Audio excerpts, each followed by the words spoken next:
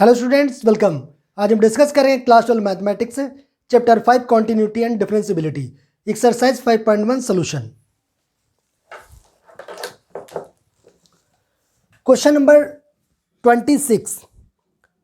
Question number 26 क्या दिया है? इसके पहले इंस्ट्रक्शन दिया था, वो हमने नहीं पूरी नोट किया। क्या दिया था? Find the values of k so that the function f is continuous at indicated point. In exercise 26 to 29 तक सेम दिया गया, ठीक है। तो इसमें हमें निकालना क्या है वो हमने लिख दिया शॉर्ट में, फाइंड के if the function is continuous at indicated point means x equal to π/2 में क्वेश्चन में दिया गया, ठीक है। और हमें वैल्यू के की निकालनी है। एक से ज़्यादा भी हो सकती है, एक भी हो सकती है, ठीक है। क्वेश्चन क्लियर हुआ कि हमें के की वैल्यू फाइंड करना है जबकि हमारा जो फंक्शन दिया गया वो continuous at x equal to π/2 पे दिया गया। और क्वेश्चन ये वाला जो है इंपॉर्टेंट है, आप लोग मार्क करिएगा इसे, इंपॉर्टेंट, बहुत इंपॉर्टेंट क्वेश्चन है, ठीक है। आप लोग के एग्जामिनेशन पॉइंट ऑफ में बहुत इंपॉर्टेंट है और एग्जाम में आ भी सकता है, ठीक है। तो सबसे पहले अगर कॉन्टिन्यूअस फंक्शन है x इक्वल टू π/2 पे तो क्या होगा? इसकी left hand limit, right hand limit, function की वैल्यू क्या होगी? इक्वल होगी।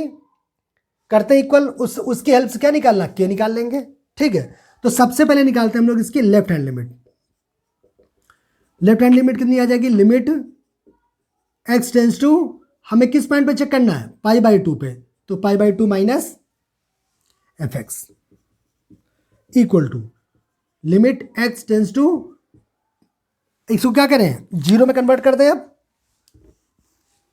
तो यहां से कितना आ जाएगा? Limit h tends to zero, function of zero minus h की π/2 माइनस एच, π/2 माइनस जो ये पॉइंट होता है ना, a माइनस एच होता है ना, तो यह क्या हो जाएगा? π/2 माइनस एच, ठीक है। लेफ्ट हैंड लिमिट क्या होती है? Limit h tends to zero, function of a minus h, और a की वैल्यू यहां पे कितनी है? π/2, तो π/2 माइनस एच हो गया, ठीक है। इक्वल, यहां क्या आ गया? Limit h tends to zero, function of π/2 minus h की वैल्यू चाहिए हमको। बट यहाँ पे तो फंक्शन की डेफिनेशन दो जगह दी गई ना, नेचर चेंज हो रहा। बट ये पॉइंट बताएगा कि हमें कौन सा फंक्शन चूज करना है। ये कह रहा है x की वैल्यू π/2 से कम चाहिए, π/2 माइनस चाहिए। और π/2 माइनस वाला कौन सा फंक्शन होगा? ये तो इक्वल वाला है, तो ये कम वाला भी होगा और ज़्यादा वाला भी होगा। मीन्स π/2 से ये वैल्यू ग्रेटर देन π/2 होगा तभी भी यही फंक्शन आएगा, और लेस देन π/2 होगा तभी भी यही फंक्शन की डेफिनेशन लेनी पड़ेगी। बट x इक्वल टू π/2 पे 3 होगा। ये बात क्लियर है? यहाँ पे नॉट इक्वल टू π/2 का मतलब क्या है कि लेस वैल्यू भी हो सकती है और ग्रेटर भी हो सकती है। तो दोनों केस में हमें फंक्शन की वैल्यू वो लेना पड़ेगा। तो फंक्शन की वैल्यू क्या आ गई? यहाँ से ये फंक्शन लेना पड़ेगा, जहाँ जहाँ पे x वहाँ क्या रख दें? π/2 माइनस एच, यही तो वैल्यू है, तो रख देते हैं। यहाँ पे क्या आ जाएगा? k cos π/2 माइनस का h, के हो गया cos x के π/2 माइनस एच अपॉन, ये हो गया पाई माइनस का 2, और यहाँ पे आ गया π/2 माइनस एच, ठीक है।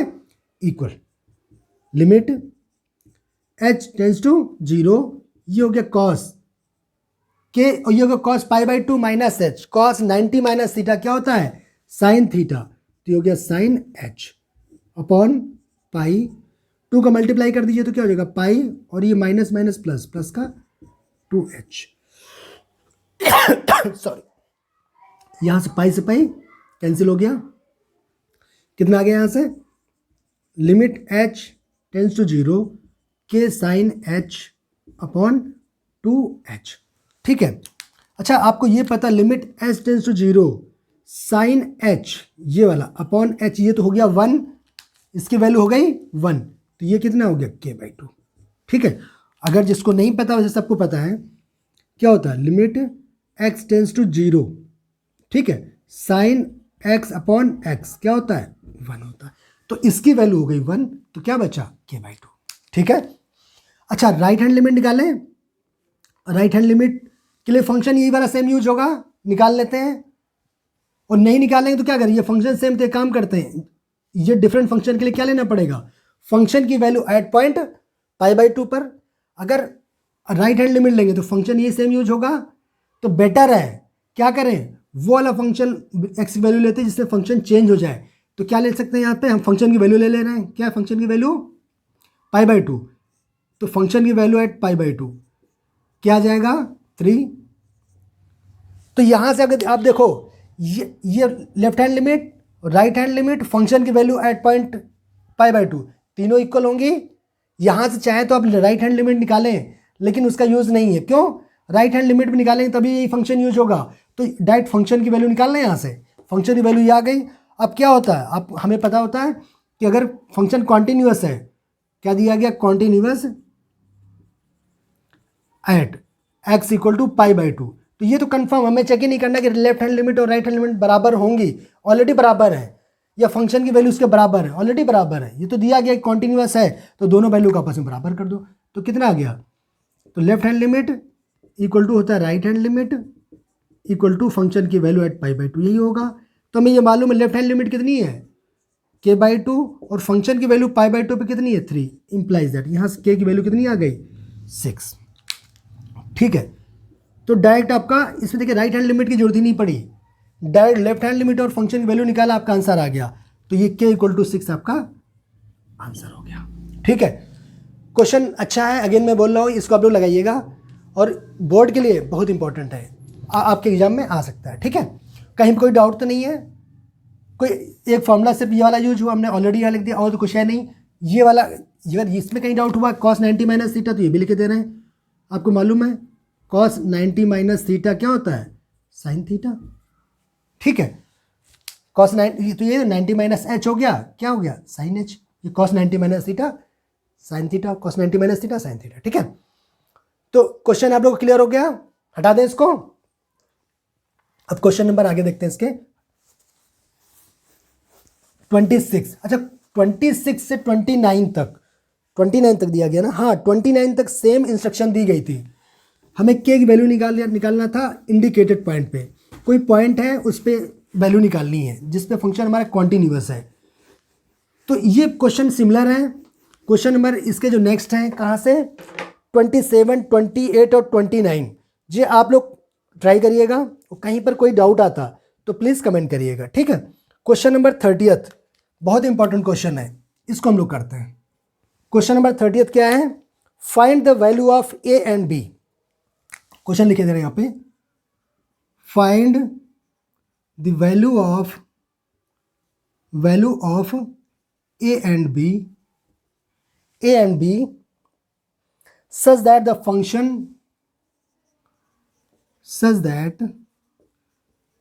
function defined by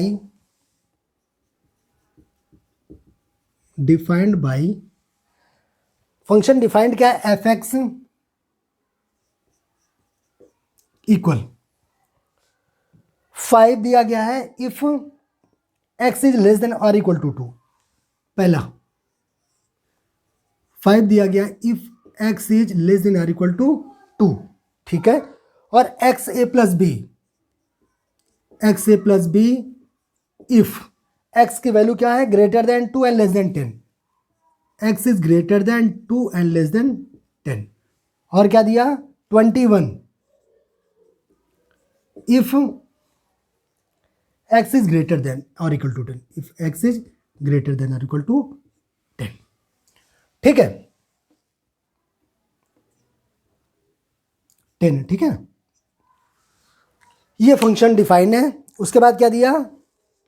etch continuous function is a continuous function.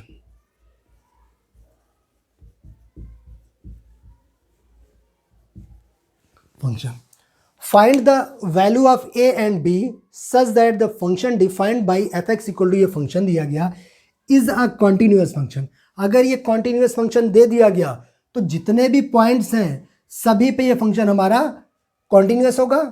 Correct, ये दे दिया गया क्वेश्चन में कि कॉन्टिन्यूअस फंक्शन है, तो ए और बी की वैल्यू निकालनी है।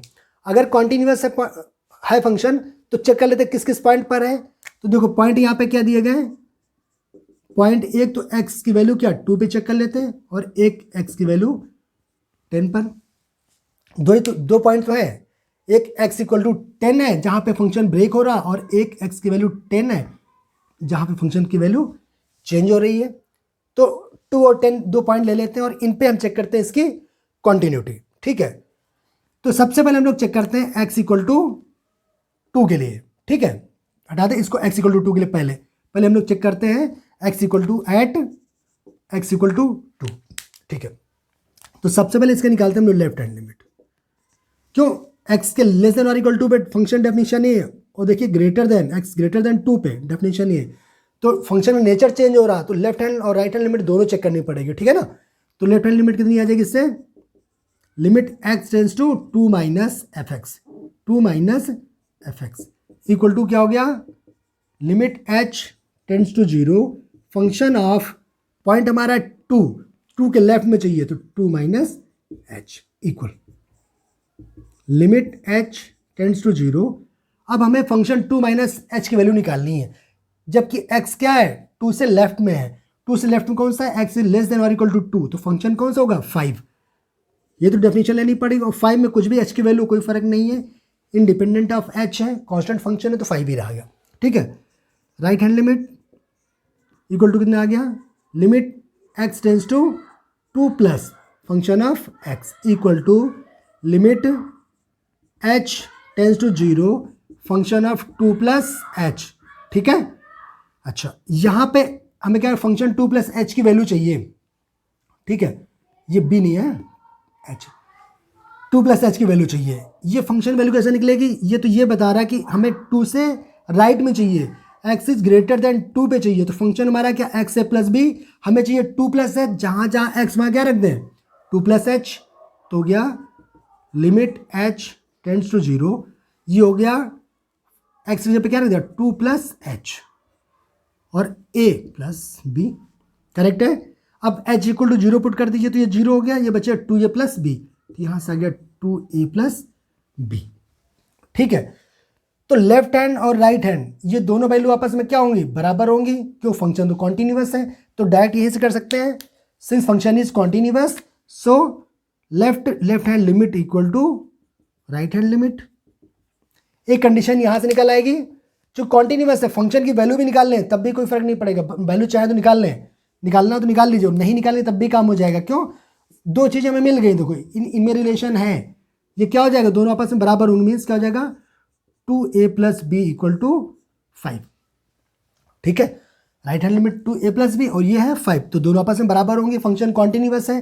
तो फंक्शन एट पॉइंट कितना है 2 पर भी हमारा वैल्यू निकालोगे तब पर भी क्या होगा, बराबर होना चाहिए, निकालना निकाल लीजिए, तो क्या हो जाएगा, अगर यहाँ रख देंगे x इक्वल टू 2 पर तो 5 है, चाहे देख लीजिए फंक्शन की वैल्यू एट पॉइंट 2 पर हमारा 5 है, तो ये तो ऑलरेडी यहाँ 5 निकल चुका था, इससे कोई फर्क नहीं पड़ेगा, चाहे आप निकाल लें तो लिख भी लीजिए, चाहे जरूरत नहीं इसकी फंक्शन ऑफ 2 की, क्योंकि हमें यही पता चल गया था, ठीक है। अच्छा, तो एक इक्वेशन तो हमारी यहाँ से बन गई, हमें ये एक इक्वेशन बनी हमारी, ठीक है। अभी हमें एक इक्वेशन और चाहिए, क्यों, वेरिएबल 2 है, 2 इक्वेशन चाहिए, एक इक्वेशन से 2 वेरिएबल नहीं निकाले जा सकते हैं, तो अब एक कैसे निकलेगी, अब सेकंड पॉइंट ले लेते हैं, एट पॉइंट इसको हटा दें क्या, चलिए नीचे लिख देते हैं ना। अब हमें चेक करना at point x equal to 10 पे, ठीक है।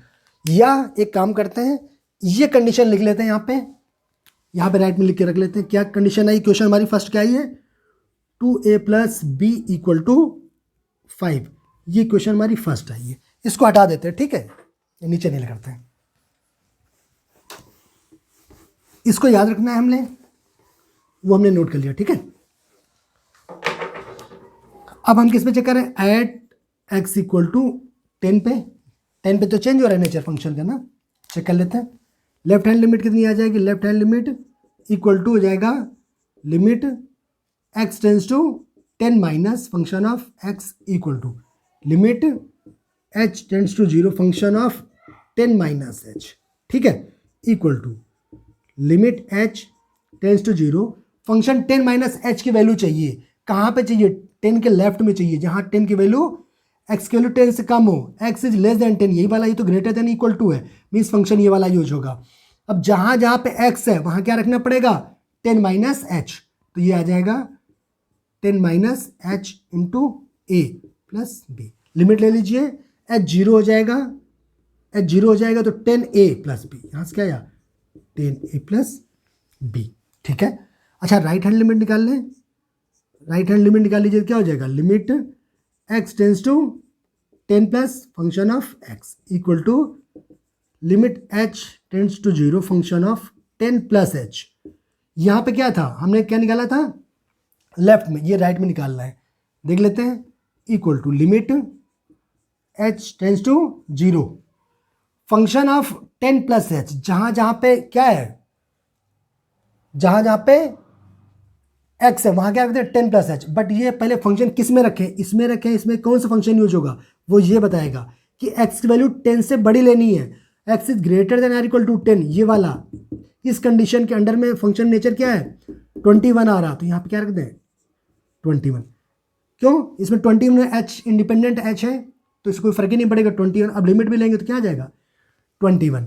अच्छा, फंक्शन की वैल्यू निकाल लीजिए किस पे 10 पे, 10 पे तो निकालना, 10 पे ग्रेटर देन और इक्वल टू 10 यही तो है, तो यहाँ पर भी क्या आया 21 आया। ये ऑलरेडी हमें पता चल गया था तो इससे कोई फर्क ही नहीं पड़ा निकालने से इसका। अब क्या होता है, left hand limit equal to right hand limit equal to function की वैल्यू एट 10, तीनों बराबर होंगे तो रख देते हैं। लेफ्ट हैंड लिमिट की वैल्यू कितनी है इसमें 10a प्लस बी, 10a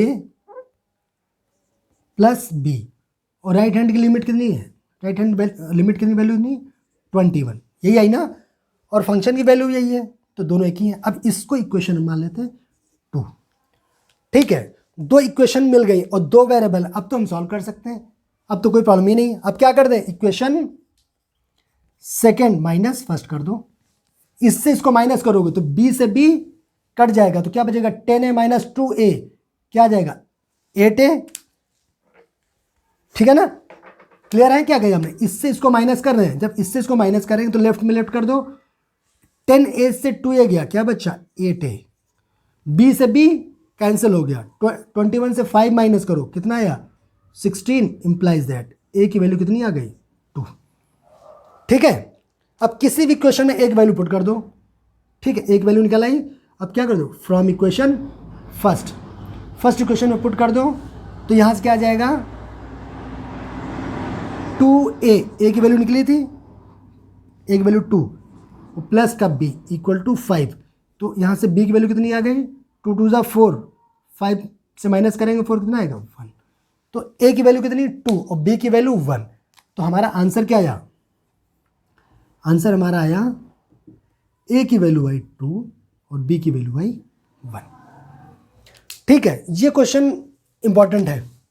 ठीक है, इन क्वेश्चन को आप लोग जो है थोड़ा इंपॉर्टेंट मार्क करके रखिएगा, ये क्वेश्चन बहुत इंपॉर्टेंट है और आपके पेपर में आ सकता है। ठीक है, आज हम यहीं तक करते हैं और नेक्स्ट वीडियो में इसके आगे हम लोग कंटिन्यू करेंगे। Thank you.